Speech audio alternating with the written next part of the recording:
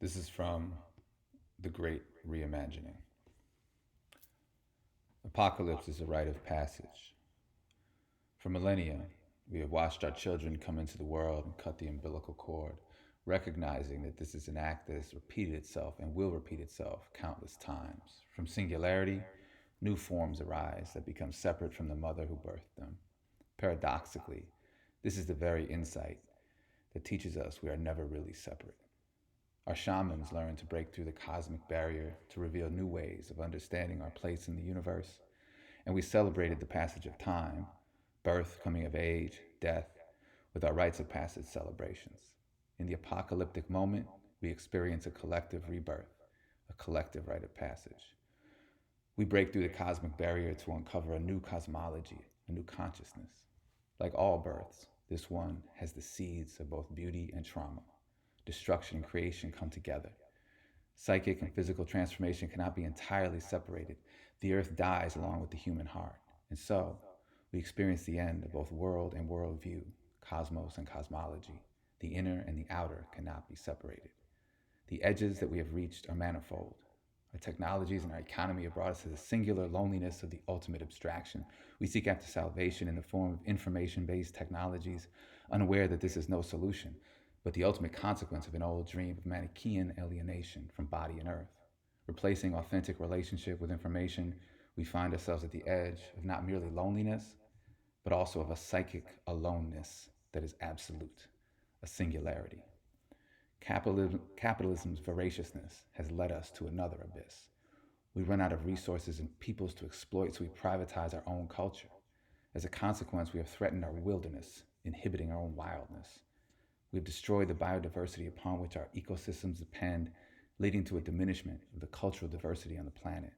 Globalization leads us on a path to realize the absolute singularity of our planet. It is a circle, another Easter island. Our planet, the biosphere, relies on the biodiversity to remain viable.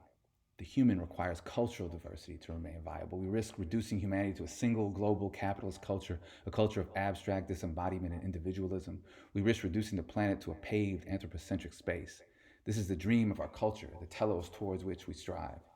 Its only result is apocalypse, death, and a rebirth that is possible only with the imagination. In astrophysics, a singularity is represented by a black hole. It is the loneliest place in the cosmos, a single point of such gravity that nothing can escape from it. Astrophysicists understand them only in theory, for they are impossible to visit or even to see. One theoretical notion about them is that at the end of the black hole, the point of singularity, is a white hole, the big bang of the birth of an alternate universe. And so, the psychic singularities of human Earth apocalypse can also bring forth big bangs. And humans create worlds through symbolic language, through art, through stories. We create new myths as new worlds. The most pressing question for us all is, what is the mythopoetics of this moment? What is the new story we must tell about who we are and our place in the cosmos? The revelation of this apocalypse does not come from beyond. It comes from us. The role of imagination must be prominent in any apocalyptic vision, for it is by definition unknowable beyond the veil of the cosmos. Our earliest human ancestors distinguished themselves as mammals who could care for one another, who could build community, but also, most significantly, who could imagine a world into being. Imaginal worlds, mythic worlds, were created and co-created, imagined and reimagined as we sat for millennia under the stars. But slowly we move from the mythopoetic consciousness to the literal. This is a journey that has its roots in the earliest days of Western civilization. The challenge is that getting to the other side of the veil, where mythopoetic consciousness resides, requires that very mythopoetic consciousness.